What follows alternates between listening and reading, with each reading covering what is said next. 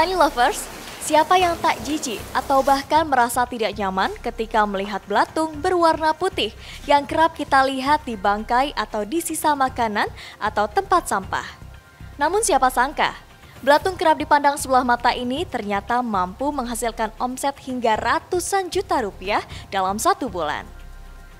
Kali ini, tim TV Tani berkesempatan mengunjungi Biomax Sinergi Internasional bekerjasama dengan Balai Riset Budidaya Ikan Hias Kementerian Kelautan dan Perikanan yang berlokasi di Kota Depok, Jawa Barat.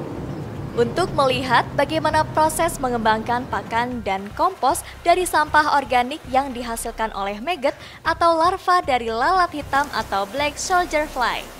Chief Executive Officer Biomax Sinergi Internasional Aminuddin mengatakan, selain menjadi pakan alternatif ikan dan unggas, maggot juga berpotensi diolah menjadi bahan kosmetik dan pangan fungsional.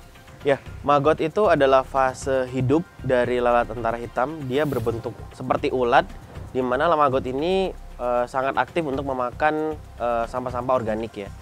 Jadi sampah-sampah yang dari rumah tangga, sampah-sampah restoran, hotel, bahkan sampah-sampah food industry juga bisa dikelola dan diolah dengan maggot. Nah, maggot ini bisa diolah, bisa jadi pakan. Jadi maggot hidupnya aja bisa langsung dikasih ke pakan ikan, ya, ikan konsumsi maupun ikan hias. Kemudian bisa diolah jadi tepung dan minyak, di mana nanti tepung dan minyak ini bisa dijadikan pelet atau konsentrat untuk untuk ke ternak, baik untuk ke ikan, ke unggas, bahkan untuk hewan-hewan ruminansia. Untuk kosmetik juga, untuk nanti sabun, untuk lipstick atau body lotion itu juga bisa. Ya, budidaya maggot mungkin bagi sebagian masyarakat umum masih terdengar asing di telinga. Namun siapa sangka, menurut Aminuddin, budidaya maggot ternyata memiliki potensi besar dalam dunia agribisnis. Apalagi saat ini maggot Indonesia tengah dilirik oleh pasar internasional.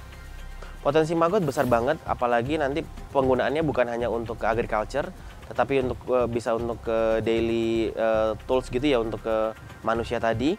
Dan saat ini pangsa pasar juga masih banyak banget dibutuhkan, apalagi protein untuk pakan ternak dan untuk produk-produk yang lain tadi, produk turunan tadi. Dan saat ini peningkatan kebutuhannya makin banyak, bukan hanya di Indonesia, bahkan untuk pasar-pasar global ya, seperti itu. Iya, saat ini kita sudah ekspor ke Malaysia, Singapura, tapi alhamdulillah di tahun ini kita dipercaya untuk bisa nanti ekspor ke Belanda, kurang lebih. Untuk saat ini kita kurang lebih di Depok kita bisa menghasilkan maggot kurang lebih sekitar 250 kilo. Sementara itu, dalam kesempatan yang sama, Kepala Balai Riset Budidaya Ikan Hias, Agus Cahyadi berharap kerjasama yang dijalin Kementerian Kelautan dan Perikanan dengan Biomax Sinergi Internasional dapat terus mengembangkan maggot sebagai pakan alternatif yang bergizi tinggi dan terjangkau. Memulai membuka layanan tenan itu di tahun 2018.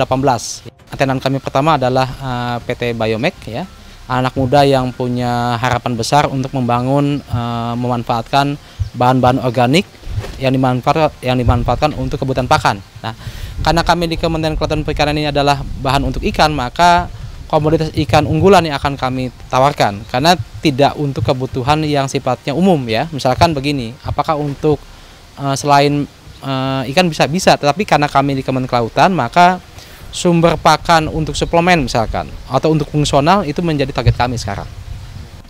Agus Cahyadi menambahkan, pihaknya akan terus mendorong generasi muda yang menurutnya ialah harapan bangsa.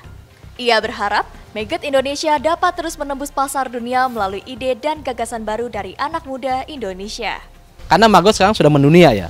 Jadi kami sebagai balai pemerintah yang mempunyai peran regulasi, maka kami membuka peran ya, membuka kolaborasi sangat erat ya dengan para anak muda, karena harapan besarnya ada di anak muda sebenarnya. Karena dengan anak muda ini bisa mengembangkan beberapa produk-produk turunan dengan ide-ide yang brilian, ide-ide milenial yang dihubungkan dengan pasar marketplace nih.